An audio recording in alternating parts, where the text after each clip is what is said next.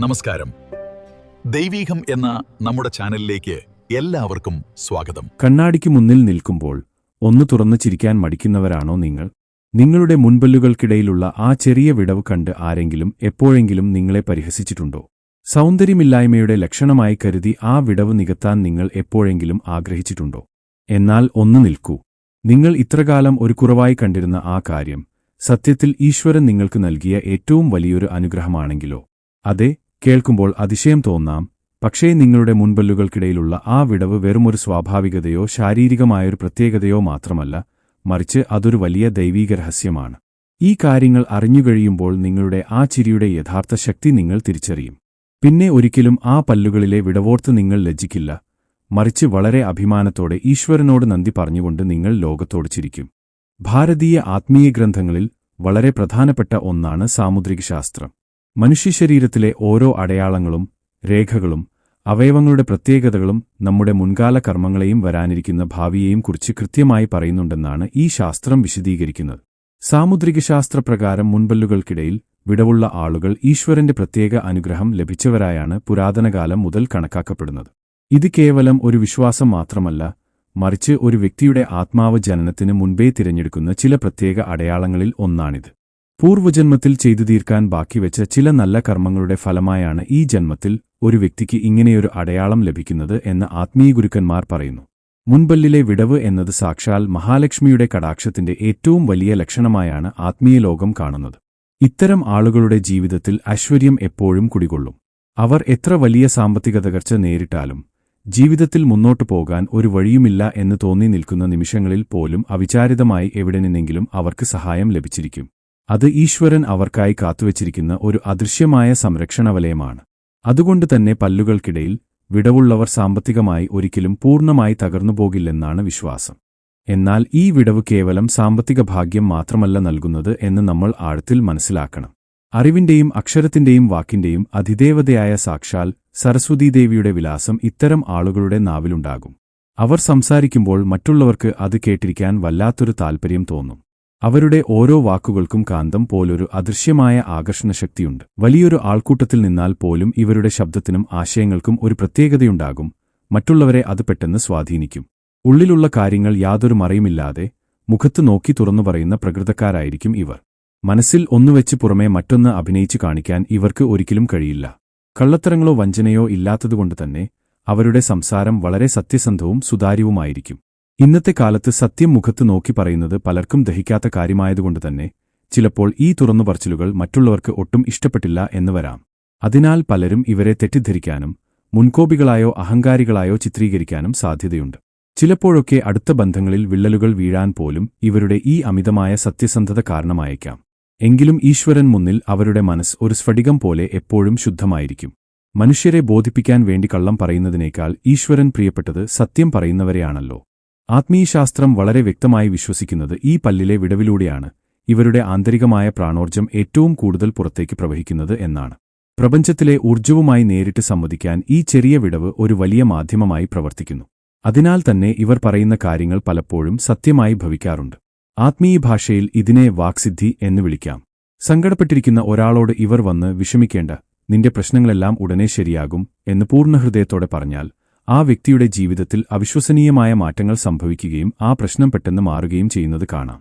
മറ്റുള്ളവരെ അനുഗ്രഹിക്കാനും എപ്പോഴും പോസിറ്റീവായ നല്ല വാക്കുകൾ മാത്രം സംസാരിക്കാനും ഇവർ പ്രത്യേകം ശ്രദ്ധിക്കണം എന്ന് ആചാര്യന്മാർ ആവർത്തിച്ചു പറയുന്നതിന്റെ കാരണവും ഇതുതന്നെയാണ്. അതേസമയം എത്ര വലിയ ദേഷ്യമുണ്ടായാലും ആരെങ്കിലും ഇവരെ ചതിച്ചാൽ പോലും അബദ്ധത്തിൽ പോലും ഇവർ മറ്റുള്ളവരെ ശപിക്കാനോ അവർക്ക് നാശം വരട്ടെ എന്ന് പറയാനോ പാടില്ല. കാരണം ഇവരുടെ വാക്കുകളിലൂടെ പുറത്തുവരുന്ന ഊർജ്ജം പ്രപഞ്ചം വളരെ വേഗം സ്വീകരിക്കുകയും ആ ശാപം മറ്റുള്ളവരിൽ പെട്ടെന്ന് ഫലിക്കാൻ ഇടയാവുകയും ചെയ്യും. അങ്ങനെ മറ്റൊരാൾക്ക് ദോഷം സംഭവിച്ചാൽ അതിന്റെ വലിയൊരു കർമ്മദോഷം ശാപം കൊടുത്ത ഈ വ്യക്തികളെ കൂടി തിരികെ ബാധിക്കും. പ്രപഞ്ചത്തിന്റെ നിയമം അതാണ്. അതിനാൽ ജീവിതത്തിൽ എന്ത് വലിയ പ്രതിസന്ധി വന്നാലും വാക്കുകളെ വളരെ ശ്രദ്ധയോടെയും ഈശ്വരസ്മരണയോടെയും തികഞ്ഞ കരുണയോടെയും മാത്രം ഉപയോഗിക്കാൻ ഇവർ ബാധ്യസ്ഥരാണ്. ദിവസവും രാവിലെ എഴുന്നേൽക്കുമ്പോൾ കുറച്ചുനേരം നല്ല കാര്യങ്ങൾ ചിന്തിക്കാനും ഈശ്വരനോട് പ്രാർത്ഥിക്കാനും ഇവർ സമയം കണ്ടെത്തിയാൽ ആ പ്രാർത്ഥനകൾ യാതൊരു തടസ്സവുമില്ലാതെ വളരെ പെട്ടെന്ന് തന്നെ പ്രപഞ്ചശക്തിയിലേക്ക് എത്തുന്നതായി ഇവർക്ക് നേരിട്ട് അനുഭവപ്പെടും. നിങ്ങളുടെ വാക്കുകൾക്ക് ഈശ്വരൻ നൽകിയ ആ വലിയ ശക്തിയെ തിരിച്ചറിഞ്ഞ് എപ്പോഴും നന്മയ്ക്ക് വേണ്ടി മാത്രം അത് ഉപയോഗിക്കുക. വിവാഹജീവിതത്തിലും കുടുംബജീവിതത്തിലും ഇത്തരം ആളുകൾ വളരെ വിശ്വസ്തരായിരിക്കും. തങ്ങളുടെ ജീവിതത്തിലേക്ക് കടന്നുവരുന്ന പങ്കാളിയെ ജീവൻ തുല്യം സ്നേഹിക്കാനും സംരക്ഷിക്കാനും ഇവർക്ക് കഴിയും. ഇവരുടെ ജീവിതത്തിലേക്ക് കടന്നുവരുന്ന വ്യക്തിക്ക് വളരെ വലിയ ഭാഗ്യങ്ങളാണ് ലഭിക്കാൻ പോകുന്നത്. കാരണം ഇവരുടെ ഐശ്വര്യവും ദൈവീകമായ സംരക്ഷണവും ഇവരുടെ പങ്കാളിയിലേക്ക് കൂടി പകർന്നു നൽകപ്പെടുന്നു. പലപ്പോഴും ഇവരുടെ വിവാഹത്തിന് ശേഷമായിരിക്കും കുടുംബത്തിൽ വലിയ സാമ്പത്തിക പുരോഗതിയും സമാധാനവും വന്നുചേരുന്നത്. അതുപോലെ തന്നെ യാത്രകൾ ചെയ്യാൻ ഏറെ ഇഷ്ടപ്പെടുന്നവരും അതിന് ഭാഗ്യം ലഭിച്ചവരുമായിരിക്കും മുൻപല്ലിൽ വിടവുള്ളവർ. ഇവരുടെ തലവരയിൽ തന്നെ ദൂരയാത്രകൾ എഴുതിവെക്കപ്പെട്ടിട്ടുണ്ട് എന്ന് പുരാതൻ ഗ്രന്ഥങ്ങൾ പറയുന്നു. പലപ്പോഴും ജനിച്ച നാട്ടിൽ നിന്നും മാറി നിൽക്കുമ്പോഴായിരിക്കും ഇവരുടെ ജീവിതത്തിൽ വലിയ ഭാഗ്യങ്ങൾ ഉണർന്നു പ്രവർത്തിക്കുന്നത്. വിദേശരാജ്യങ്ങളിലോ അല്ലെങ്കിൽ ദൂരദേശങ്ങളിലോ ഇവർക്ക് തങ്ങളുടേതായ ഒരു വലിയ ഇടം കണ്ടെത്താനും വിജയങ്ങൾ സ്വന്തമാക്കാനും കഴിയും. ഒരുപക്ഷെ സ്വന്തം കുടുംബത്തിന്റെ മുഴുവൻ ഉത്തരവാദിത്തവും ഒരു ഘട്ടത്തിൽ ഇവരുടെ ചുമലിൽ വന്നുചേരും. എത്ര വലിയ ഭാരമാണെങ്കിലും യാതൊരു പരാതിയും കൂടാതെ വളരെ സന്തോഷത്തോടെ അതെല്ലാം ഏറ്റെടുക്കാൻ ഇവർക്ക് സാധിക്കും. ഇവരുടെ ജീവിതം എന്നത് തന്നെ പലപ്പോഴും മറ്റുള്ളവർക്ക് വേണ്ടി സമർപ്പിക്കപ്പെട്ട ഒരു യജ്ഞം പോലെയാണ്. നമ്മുടെ സമൂഹത്തിൽ പലർക്കും മറ്റുള്ളവരുടെ വിജയത്തിൽ അസൂയയും കണ്ണുകിട്ടലും ഉണ്ടാകാറുണ്ട്. മുൻപല്ലിലെ വിടവ് ഇത്തരം ദൃഷ്ടിദോഷങ്ങളിൽ നിന്നുള്ള ഒരു വലിയ കവചമായി കൂടി പ്രവർത്തിക്കുന്നു എന്നാണ് ആത്മീയ പണ്ഡിതർ വിലയിരുത്തുന്നത്. സൗന്ദര്യത്തിൽ പൂർണ്ണതയുള്ളവരിലേക്ക് മറ്റുള്ളവരുടെ കണ്ണുകൾ പെട്ടെന്ന് പതിയുകയും അത് പലവിധത്തിലുള്ള ദോഷങ്ങൾക്ക് കാരണമാവുകയും ചെയ്യും. എന്നാൽ ഈശ്വരൻ നൽകിയ ഈയൊരു ചെറിയ അടയാളം മറ്റുള്ളവരുടെ അസൂയ നിറഞ്ഞ നോട്ടങ്ങളെയും നെഗറ്റീവ് ചിന്തകളെയും വഴിതിരിച്ചുവിടാൻ സഹായിക്കുന്നു. അതായത് നിങ്ങൾക്ക് നേരെ വരുന്ന വലിയൊരു ദോഷത്തെ ഈയൊരൊറ്റ അടയാളം തടഞ്ഞു നിർത്തുന്നു എന്നർത്ഥം. ഇതെല്ലാം അറിയാതെയാണ് പലരും പല്ലിലെ വിടവ് മാറ്റാൻ വേണ്ടി ശ്രമിക്കുന്നത്. ഈശ്വരൻ നൽകിയ ആ അടയാളത്തെ നമ്മൾ ഇല്ലാതാക്കുമ്പോൾ അതിലൂടെ നമുക്ക് ലഭിക്കേണ്ടിയിരുന്ന വലിയ ഭാഗ്യങ്ങളെയും സംരക്ഷണത്തെയുമാണ് നമ്മൾ ഇല്ലാതാക്കുന്നത് എന്ന് നമ്മൾ ഓർക്കണം. ഈശ്വരന്റെ സൃഷ്ടിയിൽ യാതൊന്നും വെറുതെയല്ല. ഓരോ ചെറിയ കാര്യത്തിനും അതിന്റേതായ ആത്മീയ അർത്ഥങ്ങളും കാരണങ്ങളുമുണ്ട്.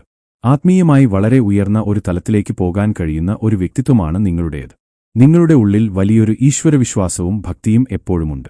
പുറമേ അത് കാണിച്ചില്ലെങ്കിലും നിങ്ങളുടെ മനസ്സ് എപ്പോഴും ഈശ്വരനോട് ചേർന്നു നിൽക്കുന്ന ഒന്നാണ്. ഈശ്വരനിൽ പൂർണ്ണമായി സമർപ്പിച്ചുകൊണ്ട് മറ്റുള്ളവർക്ക് യാതൊരു ദ്രോഹവും ചെയ്യാതെ മുന്നോട്ടു പോയാൽ നിങ്ങളുടെ ജീവിതത്തിൽ സകല സൗഭാഗ്യങ്ങളും തേടിവരും എന്ന കാര്യത്തിൽ യാതൊരു സംശയവുമില്ല. നിങ്ങളുടെ ചിരിയിലെ ആ വിടവ് ഒരു കുറവായി കാണാതെ അത് ഈശ്വരന്റെ കയ്യൊപ്പായി കണ്ട് അഭിമാനിക്കുക.